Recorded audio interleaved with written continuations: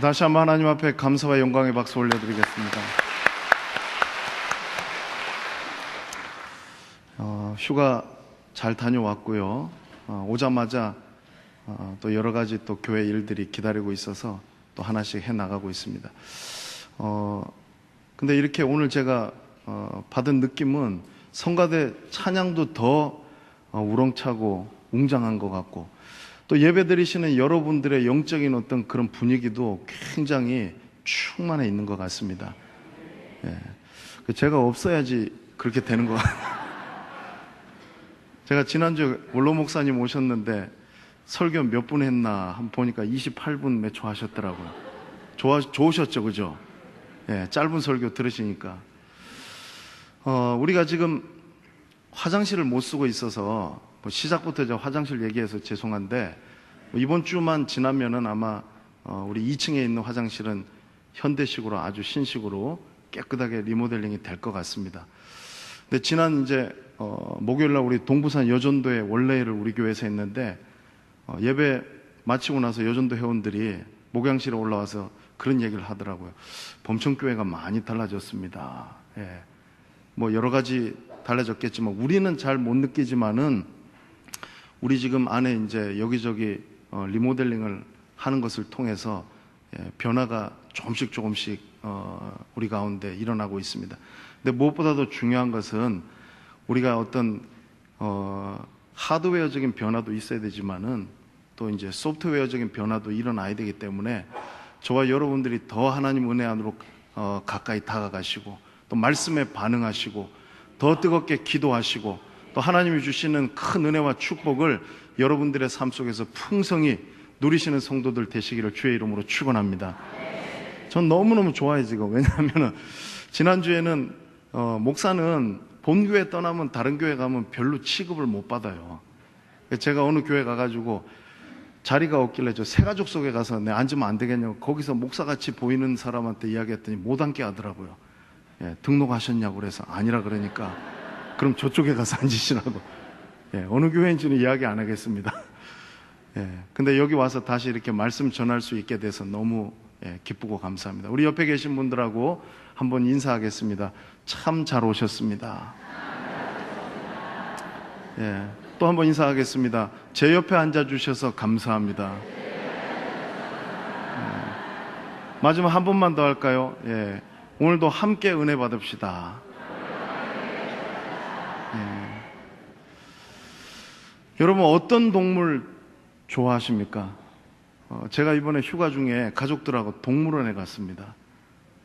동물원에 가서 사자도 보고 호랑이도 보고 펭귄도 보고 또 기린도 보고 얼룩말도 봤어요. 그런데 코끼리가 보고 싶어가지고 코끼리 우리에 갔더니 코끼리 휴가 가고 없는지, 진짜 휴가 간 게 아니라 아무리 눈을 씻고 찾아봐도 코끼리가 안 보이더라고요. 그래서 못 보고 왔습니다. 그런데 제가 막바지에 어딜 갔냐면 양들이 있는 우리에 갔어요. 그 양들이 이제 한 마리 있는 우리가 있었고 여러 마리 있는 우리가 있었는데, 가만히 이제 오늘 말씀도 이제 양에 대한 이야기가 나오는데 얘네들은 어떤가 하고 관찰을 했어요. 근데 제가 평소에 목사님들 설교 들으면서 뭐 양은 눈이 어둡다, 또 뭐 양은 잘 넘어진다, 뭐 약하다 이런 얘기 듣기만 했는데, 실제로 동물원에 가서 양우리에 가서 양의 특징을 하나 제가 발견한 게 있어요. 그게 뭐겠습니까? 냄새가 고약하더라고요. 옆에 이렇게 가까이 다가가는데 와, 진짜 막 코를 찌르는 냄새가 이게 있는 거예요. 근데 또 거기서 제가 이 양의 더 놀라운 특징을 하나 발견했는데, 여기 있는 양들이 전혀 주변에 누가 오는지를 개의치 않고 그냥 머리를 그 먹이통에 이렇게 거기에다 집어넣고 그냥 계속 풀만 뜯고 있는 거예요. 그래서 제가 속으로 이 양들이 간이 좀 부었나, 이게 왜 사람이 가면 그래도 움찔이라도 해야 되지, 그래서 슉슉 이렇게 하더니 전혀 요동치 않는 거예요. 개의치 않고 계속 먹이만 먹고 있더라고요. 근데 여러분, 제가 가만히 생각해 봤어요. 이 양들이 왜 이럴 수 있을까? 그 이유가 있더라고요. 초식 동물들은 본능적으로 먹이를 먹지만은 사나운 맹수나 천적들이 자기를 공격할까 봐서 주위를 경계하게 되어 있는 거예요. 근데 얘네들이 지금 있는 곳은 밖에 아니라 우리 안에 있는 거예요. 그러니까 우리 안에 있다는 말은 다른 말로 하면 뭡니까, 여러분? 안전하다는 거죠. 밖에 뭐 사자가 있든지 호랑이가 있든지 그게 중요한 게 아니에요. 그 우리 안에 들어와 있으면은 거기서 안전하고 평안하게 그냥 풀만 뜯으면 되는 거예요. 그래서 여러분, 이 우리라는 게 굉장히 중요합니다. 오늘 여기 본문 말씀에 보면은 양의 우리라는 말이 나오고 있습니다. 여러분, 오늘날에도 우리 가축들을 위해서 축사를 지어주지만은 당시에 근동 지방에 우리는 이렇게 만들었습니다. 사각형이나 아니면 둥근 모양으로 울타리를 이렇게 치고 난 다음에 포도나무 덩쿨로 이렇게 위를 탁 덮는 거예요. 그리고 나서 이제 해가 지면은 목자들이 그 우리 안으로 양들을 몰아 넣습니다. 그러고 나면은 문지기가 밤새도록 그 문에서 이제 지키는 거예요.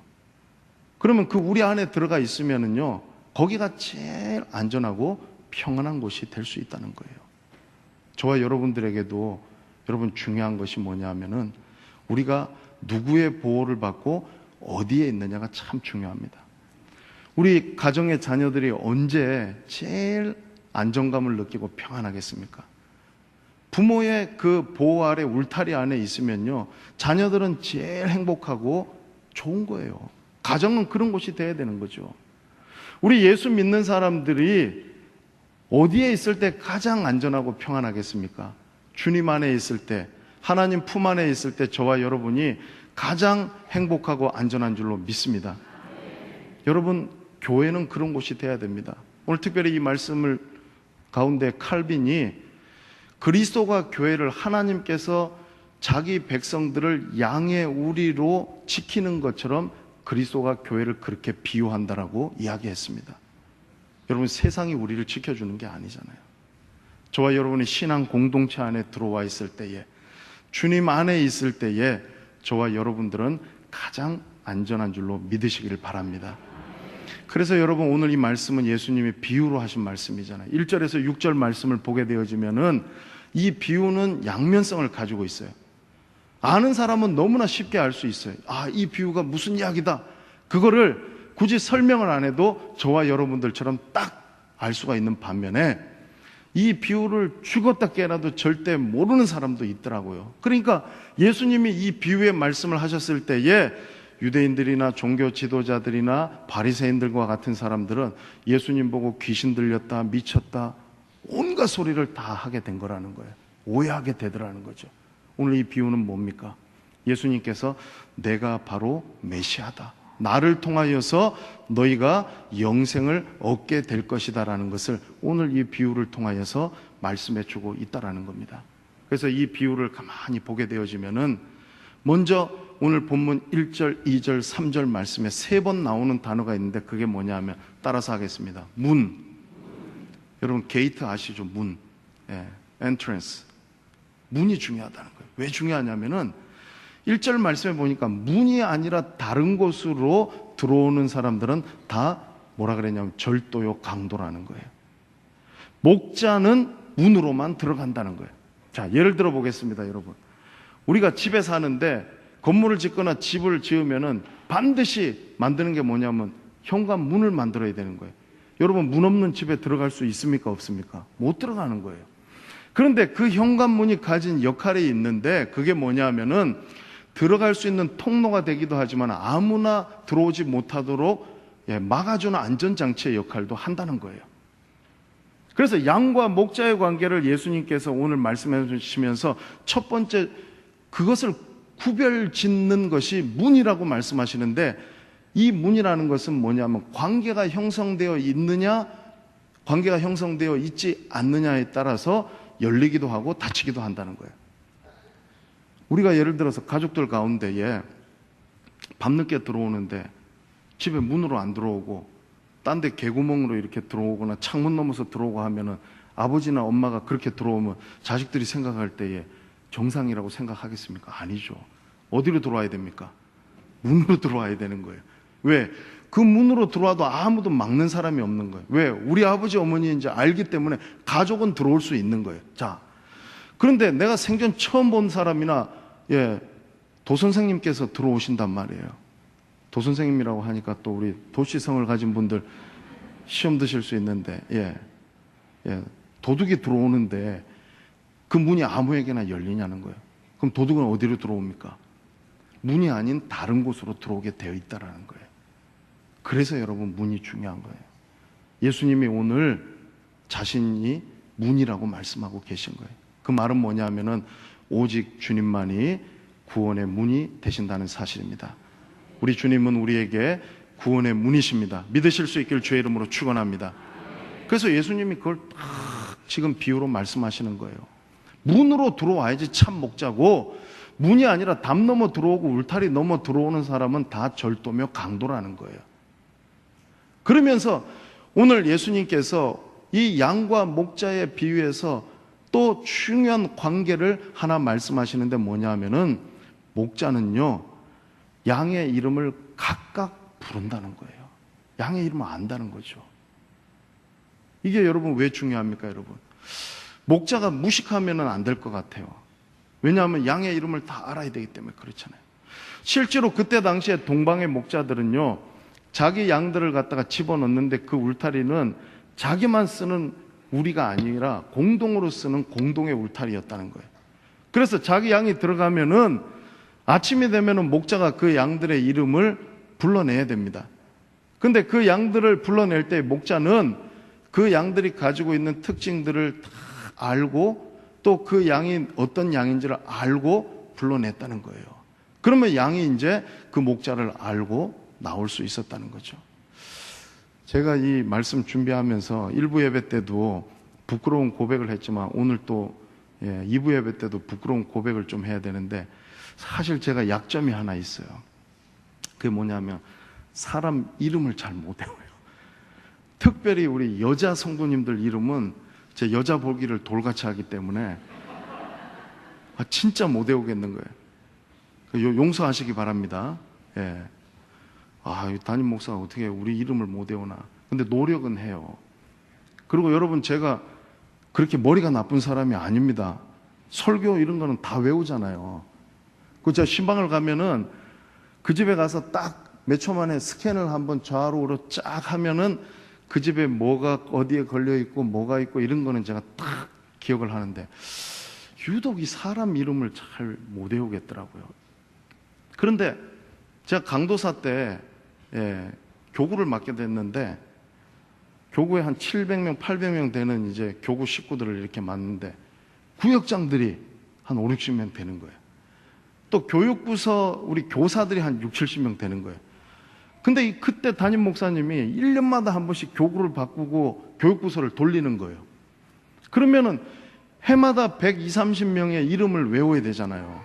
그래가지고 제가 도저히 안 돼가지고 그때 어떻게 했냐면 디카를 하나 샀어요. 그리고 전부 구역장들과 교사들을 벽에 서게 해가지고 사진을 탁 찍고 난 다음에 그 밑에다 이름을 탁 해놓고 그거를 외우면서 노력을 한 거예요. 여러분, 제가 노력 안 하는 사람 아닙니다. 그런데 여러분, 그 안산의 동산교회 김인중 목사님이 제가 들은 이야기인데, 이분은 굉장히 열정적으로 목회하시는 분인데 그 교회 부교역자들한테 시험을 치르게 한다더라고요. 그 시험이 뭐냐 하면은 자기가 맡은 교구 식구들 이름을 적게 하는 거예요. 그래가지고 몇백 명 이름 적어가지고 통과되면은 패스하는데 그거 이름 못 적어내면은 혼나는 거예요. 우리 교역자들 저 어디에 임 목사님 웃고 있는데 내가 지금 할까 말까 생각 중이에요. 당신이 맡은 교구에 교인들 이름을 한번 다 적어봐라, 백지 주면서. 근데 저부터 안 되기 때문에 하면 안 되겠죠, 그죠? 여러분, 목자가 양의 이름을 여기 말씀에 보면은 각각 불러낸다고 말씀하고 있는 거예요. 우리의 구원도요, 여러분 집단적으로 이렇게 되는 건 아니잖아요. 어쩌다 보니까 우연히 묻어서 가는 게 아니에요. 주님이 정확하게 저와 여러분들을 알고 계시는 줄로 믿습니다. 이사야 43장 1절 말씀에 뭐라고 말씀하고 있습니까? 야곱아 너를 창조하신 이가 지금 말씀하시느니라. 이스라엘아 너를 지으신 이가 말씀하시느니라. 너는 두려워하지 말라. 내가 너를 구속하였고 내가 너를 지명하여 불렀나니 너는 내 것이라. 여러분, 이 주님의 말씀이 오늘 저와 여러분들에게 어떻게 들리십니까? 야곱아 이스라엘아 부르는 그 주님께서는 저와 여러분들을 향하여서도 누구누구야, 아무개야, 내가 너를 알고 있다. 주님이 저와 여러분들을 그렇게 불러주시는 줄로 믿습니다. 그래서 여러분 신앙생활 하면서 좀 힘들고 어려우면은 주님 나 모르실 거야 라고 그렇게 생각하지 마시기 바랍니다. 아니요, 주님이 알고 계시는 거예요. 여러분, 주님께서 여러분의 작은 신음에도 귀 기울여 주시는 분인 줄로 믿으실 수 있기를 주의 이름으로 축원합니다. 그래서 여러분, 이 양이 가져야 될 것은 목자가 나를 알고 있다는 것을 반드시 알아야 된다는 거예요. 여러분, 목자가 왜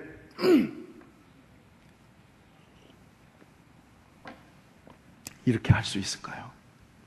그 이유를 오늘 본문 3절 4절 말씀에 이런 말씀이 있더라고요. 저를 한번 따라해서 하겠습니다. 자기 양이기 때문이다. 이 말씀이 굉장히 중요해요. 제가 이 말씀 묵상하면서 이 2번 나오는데, 이 목자에게 이 양은 남의 양이 아니라 자기 양이에요. 부모들이 아무리 자녀가 미워도 자기 자녀면은요, 그 자녀가 어려움 당하면은 그냥 보고 있지만 않습니다. 왜 그렇습니까? 남의 자식이 아니라 내 자식이기 때문에 그런 거예요.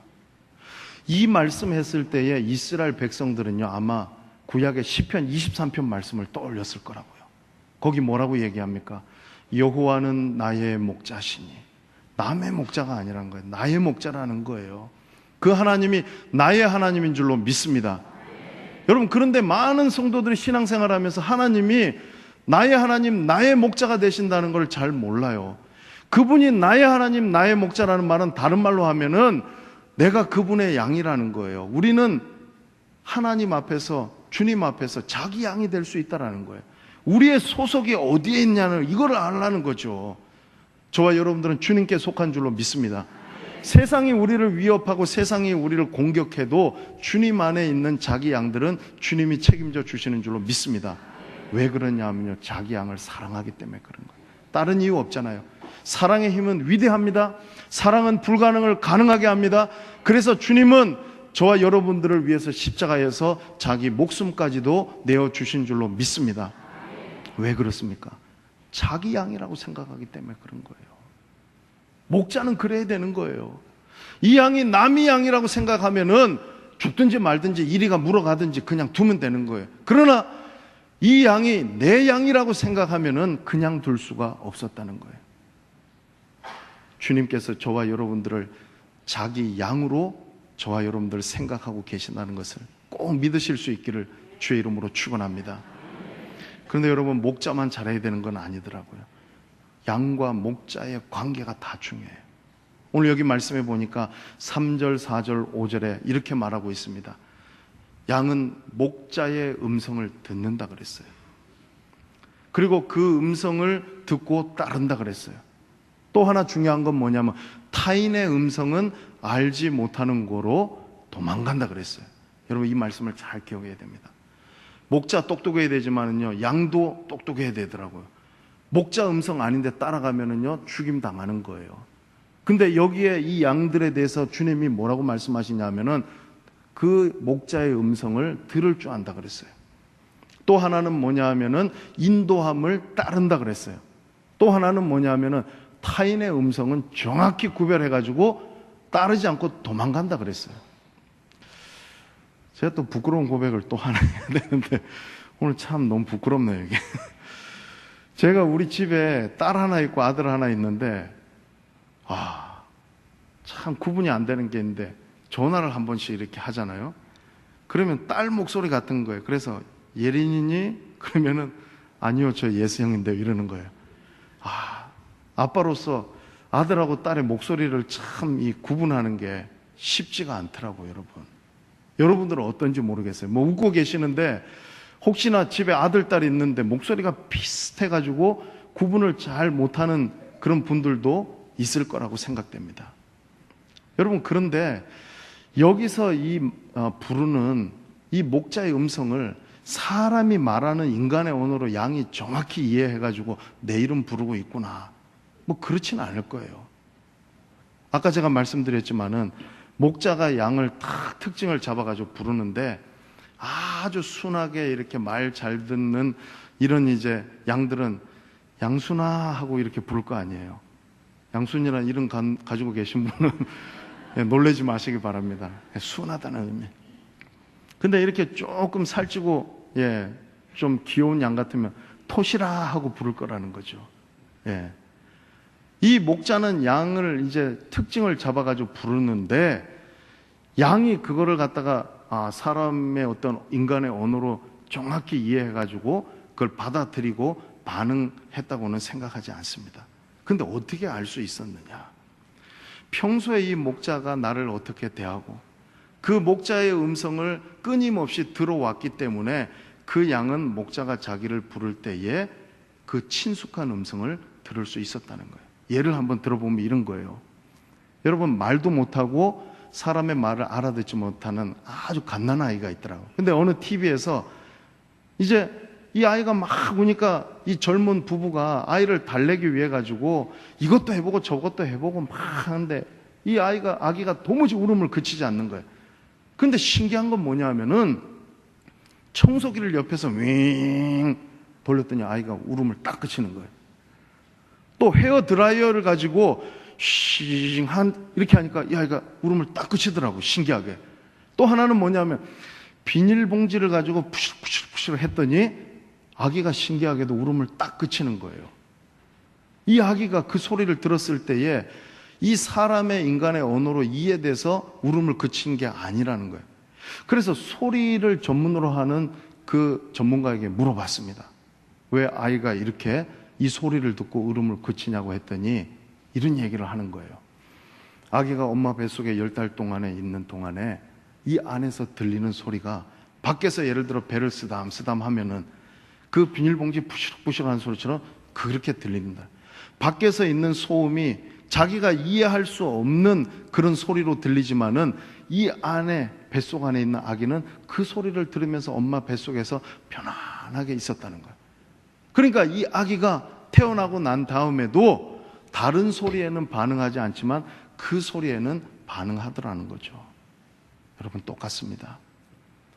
저와 여러분이 주님과 얼마나 친밀하고 주님의 음성을 얼마나 친밀하게 듣고 있느냐에 따라서 양은 반응하게 되어 있습니다. 여러분, 주님의 음성을 친밀하게 들으실 수 있는 저와 여러분들 되시기를 주의 이름으로 축원합니다. 양은요, 그냥 아무렇게나 하면 되는 게 아니라 목자의 음성을 친밀하게 들어야지만 그 목자를 따른다 그랬습니다. 여기서 따른다는 이 말은요, 그냥 쫓아간다는 말이 아니라 헬라어 원어적인 의미는 뭐냐면 제자가 스승을 따른다는 말하고 똑같은 거예요. 믿지 못하면 따를 수 없다는 거예요. 그 소리를 평소에 잘 듣지 못했다고 한다면 양이 절대로 따르지 않습니다. 타인의 음성은 정확하게 구분해 낼 줄 알기 때문에 그런 거예요.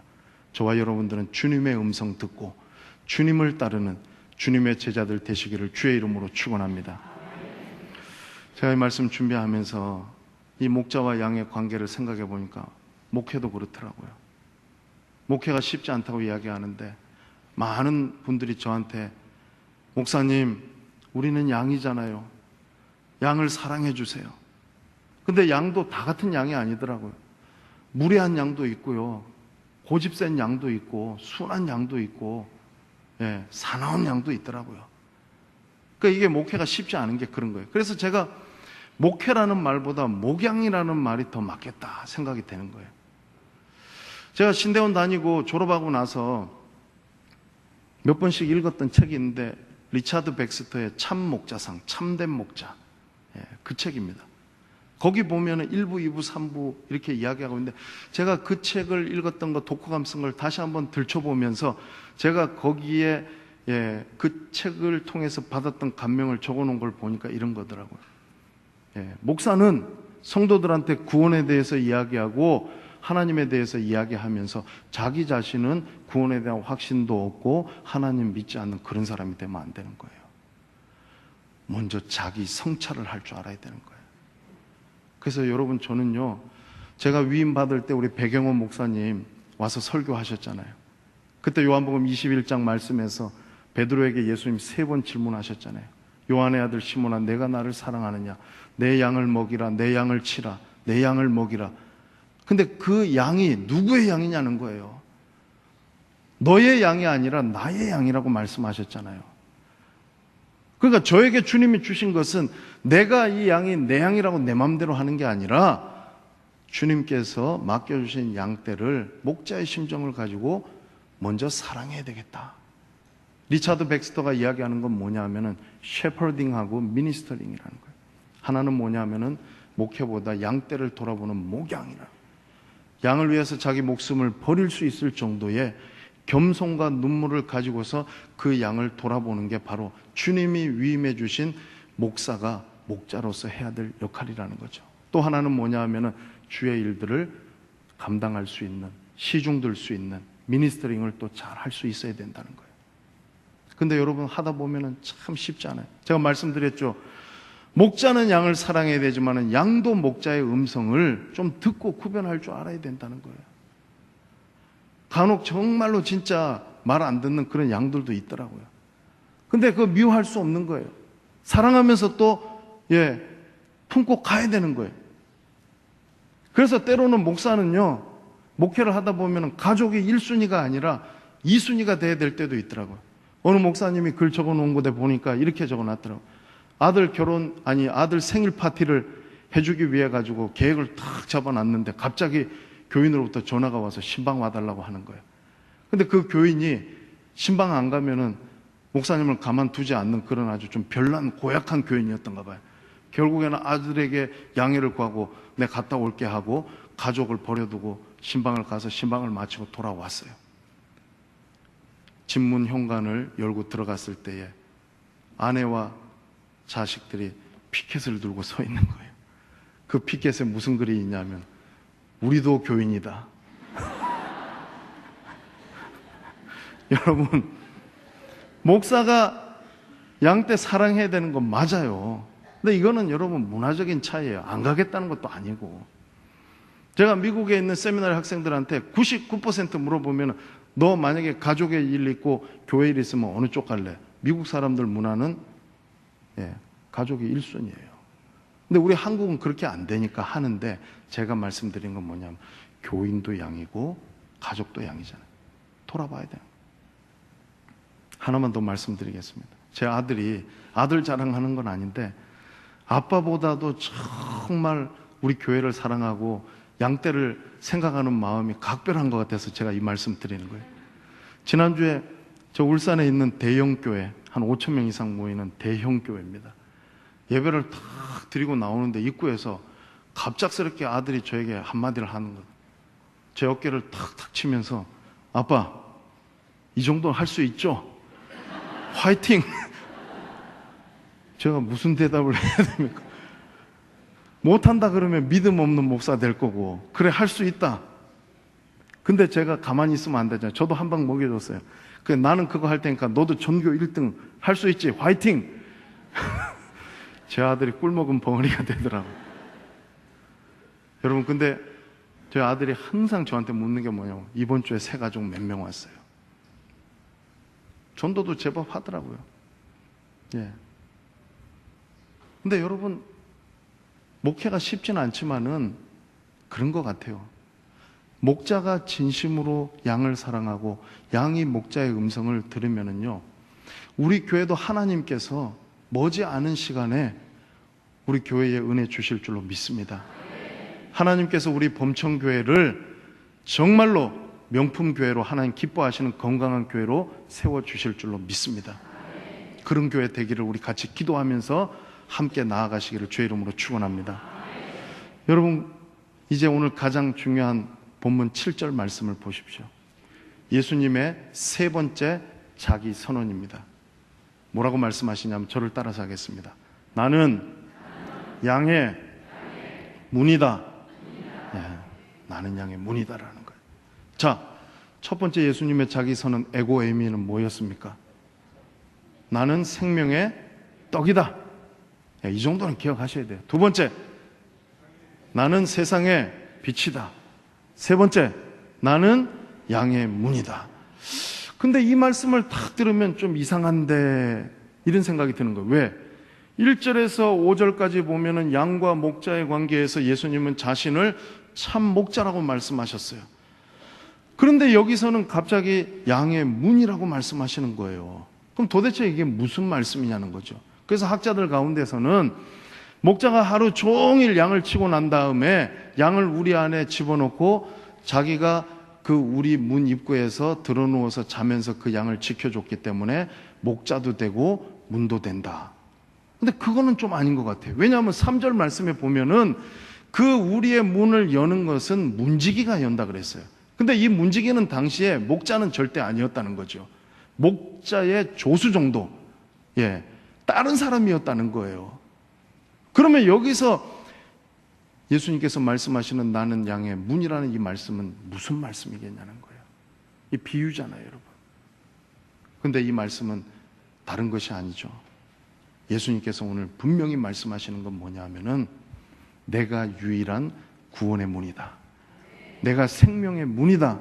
나로 말미암지 않고는 아버지께로 올 자가 없다는 것을 지금 말씀하시고 자신을 드러내시는 거라는 거예요.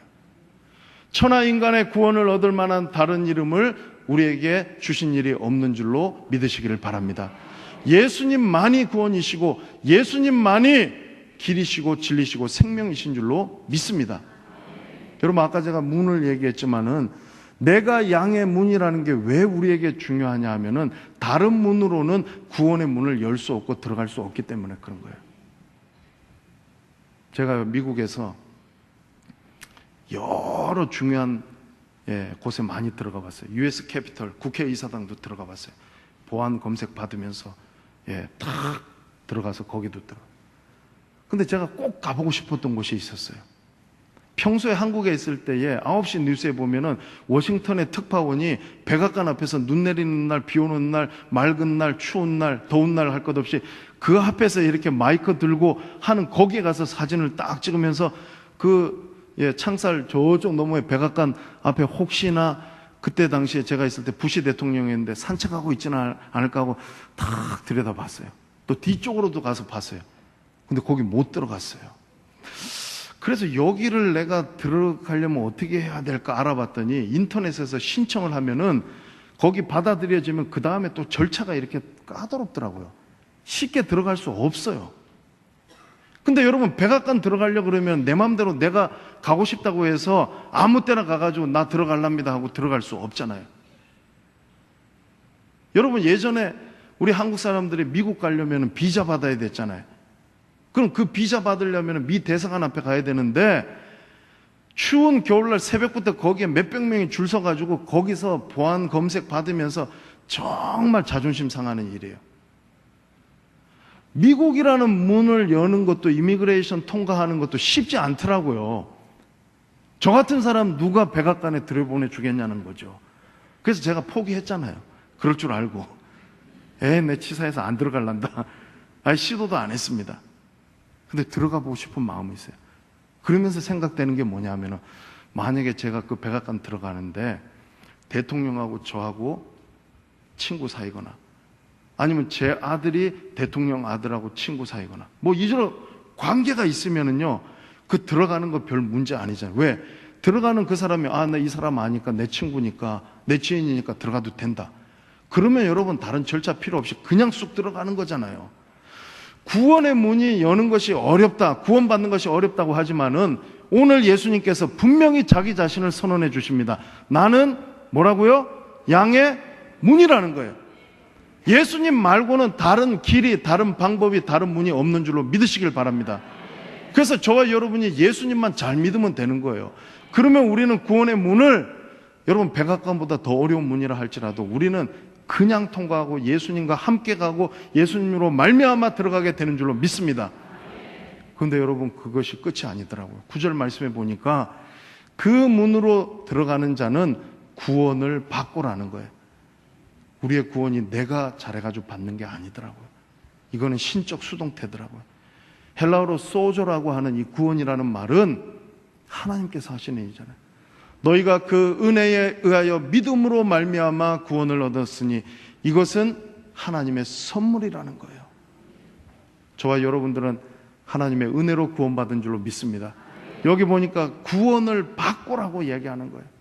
예수님 믿는 사람은 예수님 때문에 우리의 의가 아니라 그분의 의로 말미암아서 우리는 구원받게 된 줄로 믿습니다. 그 구원의 문을 들어가면은 들어오며 나가며 꼴을 얻게 된다는 거예요. 꼴이 뭡니까? 저 어렸을 때에 시골에서 소 키울 때에 꼴 뜯어가가 낯질하면서 그럼 소한테 주면은 그 소가 그거 먹고 살이 토실토실 오르면서 먹는 양식이잖아요. 우리 영혼의 양식도 마찬가지입니다. 하나님께서 우리에게 구원받게 하실 뿐만 아니라 저와 여러분들에게 영혼의 꼴을 풍성히 주시는 분인 줄로 믿으시기를 바랍니다. 그래서 10절 말씀 이제 마지막으로 읽고 정리하고 마치겠습니다. 같이 한번 10절 말씀 읽겠습니다. 시작.